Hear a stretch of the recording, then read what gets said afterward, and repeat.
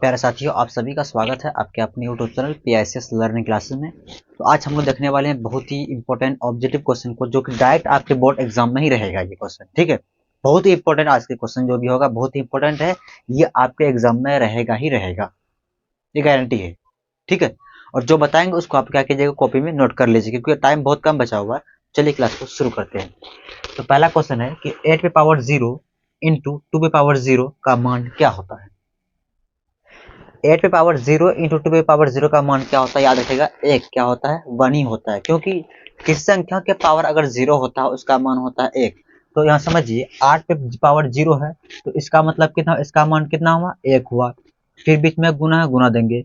ये 2 पे पावर 0, इसका मतलब क्या होता है, इसका भी मान कितना होगा, 1 होगा। यहाँ 1, दोनों गुना करेंगे, 1 गुना 1 तो 1 ही होगा ना। तो इसलिए ऑप्शन क्या होगा, इसका बी नंबर क्या होगा, इसका राइट होगा। ठीक है, किसी भी संख्या के पावर अगर 0 हो उसका मान 1 होता है। ठीक, तो इस तरह से का मान क्या हो जाएगा, 1 हो जाएगा। अब देखिए 2 नंबर, ये 2 नंबर 3 नंबर, ठीक है, 2 3 जो है बहुत ही इंपॉर्टेंट क्वेश्चन है ये दोनों में कोई एक रहेगा। दोनों का जो मेथड है थोड़ा सा अलग है, थोड़ा सा अलग है। ठीक है, वीडियो आ रही क्लियर ना, समझने की कोशिश कीजिएगा। देखिए यहाँ पे 2 नंबर पर देखते हैं, यहाँ पे 0.3 पर रेखरीन का p बाई क्यू रूप है। p बाई क्यू मतलब p, समझते हैं ना, p बाई क्यू रूप मतलब भिन्न का रूप इसका क्या होगा। लेकिन यहाँ पे क्या है, रेखरीन है। क्या है यहाँ पे, अगर यहाँ पे रेखरीन नहीं होता है ना तो इसका मान कितना होता। मान लीजिए जब जहाँ पे लिखा गया 0.3, अगर ऐसे रहता 0.3, ठीक है, इस पे जो पावर यहाँ, इस सॉरी पावर नहीं, इस पे जो ऊपर में जो रेखरीन है, अगर ये रेखरीन नहीं रहेगा तो इसका जानते हैं p बाई क्यू रूप क्या होगा। इसका p बाई क्यू रूप हो जाएगा 3/10, यानी कि पॉइंट हटाएंगे नीचे 1 आ जाएगा, इसके बगल में जितना संख्या उतना 0, तो इस तरह ये हो जाएगा। लेकिन यहाँ पे क्या है, रेखरीन है, इसका मेथड थोड़ा सा क्या है, अलग है। तो समझते हैं, बहुत ही ट्रिक के बताएंगे आपको, ऐसा कुछ नहीं है इसमें। देखिए सबसे पहले जो 3 है वो 3 लिखेंगे, जो रेखरीन है, ठीक है, रेखरीन जितना रहेगा उसके नीचे में कितना आएगा, उतना 9 आएगा। कितना आएगा, उतना तो 9 आएगा। तो यहाँ भिन्न देंगे, यहाँ क्या लिखेंगे, 9। तो ऑप्शन नंबर कहाँ पे 3/9 है, तो सी, तो सी क्या होगा, इसका राइट आंसर होगा। यानी कि जैसे यहाँ पर क्या लिखा हुआ है, 0.3 लिखा हुआ है। अरे 0 लिखे में क्या फर्क पड़ता है, अगर यहाँ पे 0 भी लिखेंगे कोई फर्क पड़ेगा, नहीं पड़ेगा। तो यहाँ समझना ये है, ये 3 है ना, 3 सिर्फ लिखेंगे, ठीक है। और जितना संख्या पर रेकरिन रहेगा उसके हर में उतना 9 देंगे, 9। एक रेकरिन है ऊपर में तो एक ही 9 देंगे। यानी एक रेकरिन मतलब नहीं, कितना संख्या पे रेकरिन है, तो एक ही संख्या पे रेकरिन है ना, तो इसलिए एक 9 आएगा। तो ऑप्शन नंबर सी होगा। लेकिन इसको देखिए थोड़ा सा ये अलग है, थोड़ा सा ये क्या है, अलग है, समझिए इसको। इसमें क्या है कि 0.48, 8 पे रेकरिन है, 4 पे नहीं है, सिर्फ 8 पे है। तो ये कैसे होगा भाई, इसका p बाई क्यू रूट क्या होगा। तो थोड़ा सा अंतर है, थोड़ा सा डिफरेंस है, क्या है वो समझते हैं। देखिए 0.48 है ना, तो ये इधर जो 0 पॉइंट, इधर 0 जो है इसको ये है ही नहीं, समझ लिया, अभी नहीं है। यहाँ कितना है, 48, ठीक है। तो क्या लिखेंगे, 48 लिखेंगे। क्या लिखेंगे, 48 लिखेंगे। उसके बाद जितना संख्या पे रेकरिन नहीं है उतना संख्या करेंगे, घटाएंगे। जितना जो संख्या में रेकरिन नहीं है उस संख्या क्या करना है, माइनस करना है। तो रेकरिन किस पे नहीं है, तो 4 पे नहीं है, तो माइनस क्या करेंगे, 4 करेंगे। उसके बाद क्या देना है, भिन्न, क्या देना है, भिन्न देना। उसके बाद हर में क्या लिखेंगे, अब नीचे क्या लिखेंगे, तो जितना संख्या पे रेकरिन है उतना 9। तो कितना संख्या पे रेकरिन है, एक ही संख्या पे रेकरिन है, सिर्फ 8 पे है, तो कितना, एक ही 9 देंगे, कितना 9 देंगे, एक 9 आ जाएगा, क्योंकि एक ही संख्या पे है। अब कितना संख्या पे रेकरिन नहीं है, तो भाई एक ही में नहीं है। पॉइंट के बाद, पॉइंट से पहले बात नहीं कर रहे हैं, पॉइंट के बाद, यानी कि पॉइंट के इधर कितना संख्या पे रेकरिन नहीं है, तो एक ही संख्या पे, जो कि 4 में नहीं है, तो एक ही संख्या हुआ ना, तो एक संख्या बदले में नीचे क्या देंगे, एक 0 देंगे। क्या देंगे, एक 0 देना है। अब घटाइए इसको, तो 48 में 4 घटाएंगे कितना आ जाएगा, 44 आ जाएगा। नीचे कितना, 90, यानी कि 44/90। ऑप्शन नंबर कहाँ है इसका, डी, ये वाला हो जाएगा। ठीक है, तो इस तरह से करेंगे। उम्मीद करते हैं ये आपको समझ में आ गया होगा, ये दोनों थोड़ा सा डिफरेंस है। ठीक है, तो उसके बाद चलती है 4 नंबर, देखते हैं यहाँ पे। द्विघात बहुपद इतना के शून्यक का योग है। शून्य का योग पूछता है। लेकिन बहुत सारा बच्चा इसमें क्या करता है कि डायरेक्ट अल्फा प्लस बीटा का जो ये फॉर्मूला होता है उससे निकाल लेता है, लेकिन ये गलत है, क्योंकि इस बहुपद जो है यहाँ पे द्विघात, ये द्विघात बहुपद वाला है। लेकिन क्या ये द्विघात बहुपद अभी है? नहीं है। इसको पहले हम द्विघात बहुपद के रूप में लाएंगे, उसके बाद शून्य का योग निकालना है। तो चलिए पहले इधर करते हैं। वीडियो आ रही पूरा क्लियर, कोई दिक्कत नहीं है ना? देखिए यहाँ पे सबसे पहले इसको जो है इसको हल कीजिए, पहले गुना कीजिए इसको। x को 2x से गुना करेंगे तो कितना हो जाएगा? 2x स्क्वायर हो जाएगा।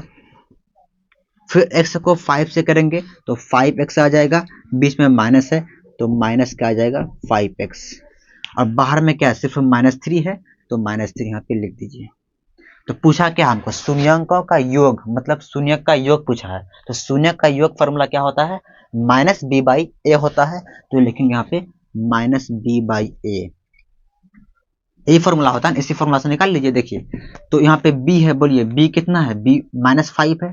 तो देखिए एक फॉर्मूला माइनस का है, शून्य का योग निकालने का जो फॉर्मूला होता है वो यही है -b/a, ठीक है। तो यहाँ पे b जो है माइनस में है, तो ये एक माइनस तो फॉर्मूला का है, दूसरा माइनस क्या होगा यहाँ पे? 5 यानी -5। तो हम ब्रैकेट देंगे और क्या लिखेंगे? -5 लिखेंगे। डबल माइनस क्यों है मालूम पड़ा? क्योंकि एक माइनस फॉर्मूला का है, एक माइनस यहाँ से आएगा, ये माइनस के साथ में लेंगे इसको, तो -b आ गया। उसके बाद नीचे क्या है? a है, a कितना है? 2 है, तो नीचे क्या आ जाएगा? 2 आ जाएगा। अब हल कीजिए इसको, तो माइनस इंटू माइनस क्या होगा? प्लस, यानी कि 5 कितना आ जाएगा? 2 आ जाएगा, जो कि ऑप्शन नंबर कहाँ है इसका? तो ऑप्शन नंबर 5/2 डी है। तो डी नंबर से क्या होगा? राइट आंसर होगा। तो इस तरह से करेंगे इस सारे क्वेश्चन को। तो उम्मीद करती है समझ में आपको आ गया होगा। इसको आप नोट कीजिए, बहुत ही इंपॉर्टेंट क्वेश्चन है, ठीक है।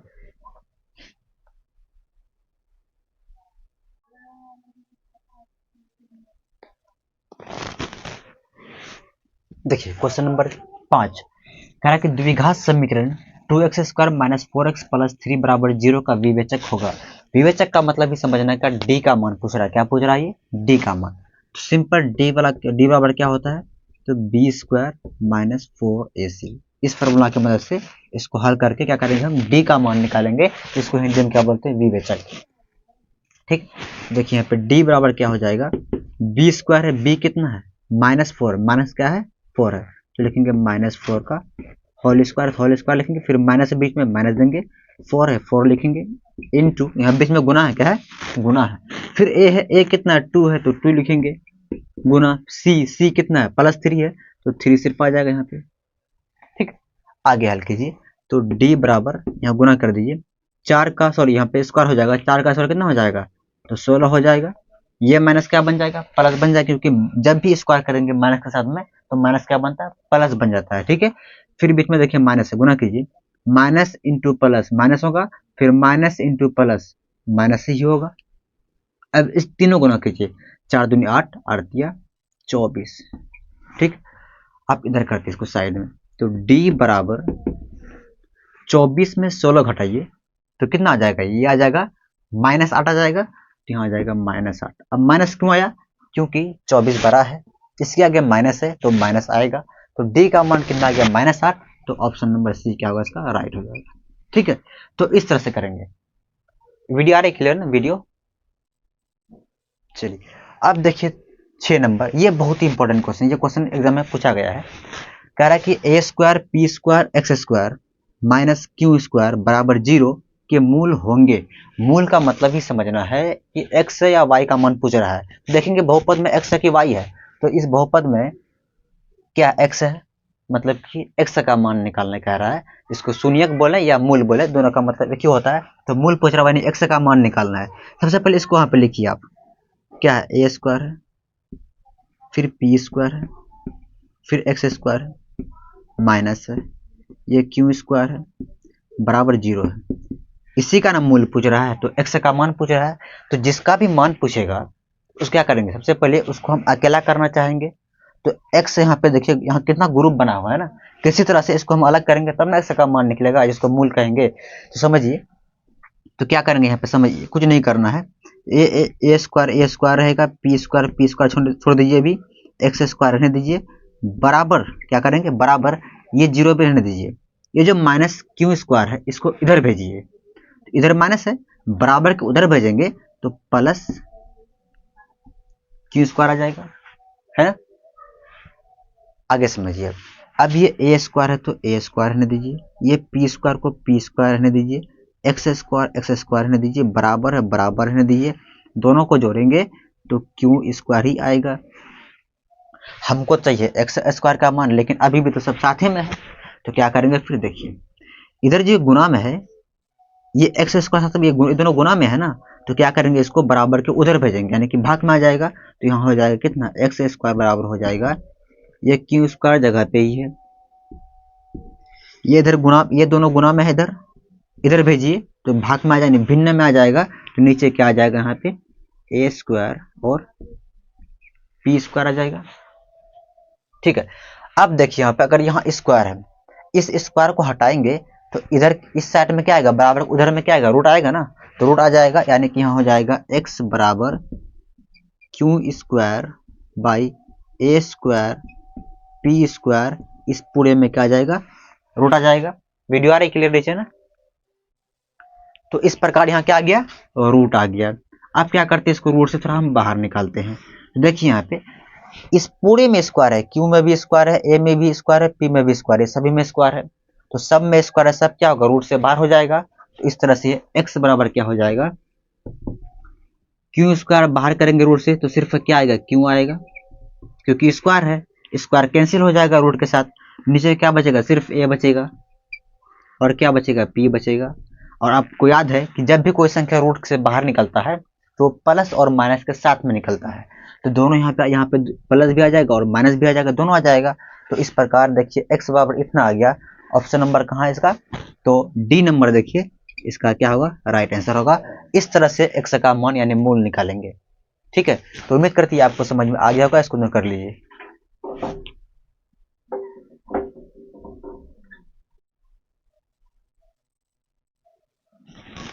देखिए क्वेश्चन नंबर 7 कह रहा है कि समांतर श्रेणी 0, -4, -8, -12 का सर्वांतर है। सर्वांतर का मतलब भी समझना है कि डी का मान पूछ रहा है, मतलब डी क्या निकालना है हमको, डी निकालना है। तो जब भी सर्वांतर निकालेंगे, डी निकालेंगे, इसका फॉर्मूला क्या होता है, a2 माइनस a1, मतलब कि दूसरा पद को पहला पद में क्या करना, घटाना, दूसरा पद को पहला पद से क्या करना, माइनस करना है। तो बोले दूसरा पद कितना है इसमें, इसको बोलेंगे पहला पद, दूसरा पद, तीसरा पद, चौथा पद, इस तरह होता है। तो देखिए यहाँ पे d बराबर हो जाएगा, तो a2 का मतलब होता है क्या, दूसरा पद, दूसरा पद कितना है, -4 है, तो इसका जगह क्या लिखेंगे, -4, और ये माइनस फॉर्मूला का पहले से, तो माइनस देंगे। फिर क्या है a1 का मतलब होता है पहला पद यानी प्रथम पद, तो कितना 0 है, तो लिखेंगे 0, तो घटाइए, तो d बराबर देखिए दोनों में माइनस जुड़ जाएगा, तो 4 और 0 कितना होगा, 4 ही होगा, दोनों का अगर माइनस, यहाँ भी क्या आएगा माइनस, तो -4 कहाँ पे है, तो सी नंबर, तो इस तरह से आंसर क्या हो जाएगा, सी नंबर हो जाएगा -4। ठीक है, अब चलते हैं 8 नंबर की तरफ। ये बहुत ही महत्वपूर्ण है, ये जो है डी नंबर में, सॉरी 8 नंबर में जो है ये क्वेश्चन बहुत ही इंपॉर्टेंट है। ठीक है, समझने की कोशिश कीजिएगा। देखिए कह रहा है जब एपी के प्रथम पद 2 यानी पहला पद 2 तथा सर्वांतर 3, देखिए इसको याद देखिएगा, प्रथम पद 2 बोला है और सर्वांतर कितना बोला है, 3 बोला है, हो तो एपी के 3 पद होंगे। 3 पद मतलब कि तीसरा पद क्या होगा, ये पूछ रहा है। पहला पद आपको मालूम है कि 2 है, दूसरा हमसे नहीं पूछा है, हमसे पूछ रहा है कि तीसरा पद क्या होगा, लेकिन उसके लिए हमको 2 चीज दिया गया है। क्या दिया गया है, पहला ये कि पहला पद दिया गया है और सर्वांतर यानी डी दिया गया है। ठीक है, तो देखिए इसमें सब में देखिए पहला पद जो है 2 है, यहाँ भी 2 है पहला पद, यहाँ भी 2 है, यहाँ भी 2, यहाँ भी 2 है, 2 तो है पहला पद। ठीक है, अब तीसरा पद कैसे पता करेंगे कि कौन हो तीसरा पद वाला, इसमें तीसरा पद 9 है, इसमें तीसरा पद 8 है, इसमें 10 है, इसमें 9 है, अब कौन तो सही है, तो उसके लिए क्या करना होगा, एक फॉर्मूला है आपको बता रहे हैं, समझिए। पहला पद का फॉर्मूला क्या होता है, ए होता है, दूसरा का होता है ए प्लस डी, ठीक है, और तीसरा का होता है ए प्लस 2d, ए प्लस 3d, ए प्लस 4d। इस तरह का होता है एपी निकालने का तरीका। क्या निकालने का, एपी का पद, इसको बोलेंगे प्रथम पद, इसको बोलेंगे द्वितीय पद, इसको बोलेंगे तृतीय पद। ठीक है, इस तरह से आगे चलते रहेगा ये। तो हम इसको क्या बोला, तीसरा पद ना, तो तीसरा पद में कौन सा फॉर्मूला यूज होगा, ये वाला होगा। तीसरा पद में ये वाला फॉर्मूला यूज करेंगे ना, तो क्या होता है a+2d, तो यहाँ लिखेंगे a+2d। तो a बताइए दिया गया कितना, 2 दिया गया है, यहाँ इसके जगह पे क्या लिखेंगे 2, ये प्लस है प्लस रहेगा, ये 2 है 2 रहेगा। वीडियो आ रही क्लियर ना, कोई दिक्कत नहीं है ना, यहाँ दिखाई नहीं पड़ रहा है। तो चलिए इसको हम इधर करते हैं, समझिए इसी को हम यहाँ हल कर रहे थे ताकि आपको पूरा समझ में आ जाए। तो यही होता फॉर्मूला ना, तो लिखेंगे इसको a+2d, इसको यहाँ पे लिख लिए। तो a की जगह बोले कितना रखेंगे, प्रथम पद a को ही बोलते हैं ना, तो प्रथम पद कितना 2 है, तो इसके जगह क्या लिखेंगे 2, क्या लिखेंगे नीचे में 2, प्लस है प्लस, फिर ये 2 है 2, बीच में गुना है, ये d है, d कितना दिया गया 3, सर्वांतर को ही d बोलते हैं, तो 3 है ना, तो यहाँ क्या लिखेंगे 3, हल कीजिए तो 2 2 रहेगा, प्लस गुना कीजिए 3 दूनी 6, जोड़िए 6 2 8, तो तीसरा पद कितना होगा 8। देखिए तीसरा पद किसका 8 है, इसका 9 है, 8 हाँ इसी का है, तो बी नंबर इसका हो जाएगा, ऑप्शन सही हो जाएगा। ठीक है, तो इस तरह करेंगे। चौथा बोलेगा तो ये फॉर्मूला करेंगे, पांचवा बोलेगा ये करेंगे, और आगे इस तरह करते रहेंगे और आगे आते रहेगा ये। ठीक है, तो इस फॉर्मूला को हम लोग लिख लीजिएगा। तो उम्मीद करते हैं समझ में आ गया होगा। आज यहीं तक रखते हैं। इस वीडियो को हर एक बच्चों को बाद आप लोग शेयर जरूर कीजिएगा, और नए आए हैं चैनल को सब्सक्राइब जरूर करिएगा। तो आज यहीं तक रखते हैं, फिर कल मिलेंगे, तब तक के लिए बाय। और आप लोग क्या कीजिएगा, बार बार रिवीजन कीजिएगा, ये जरूर कीजिएगा। ठीक है।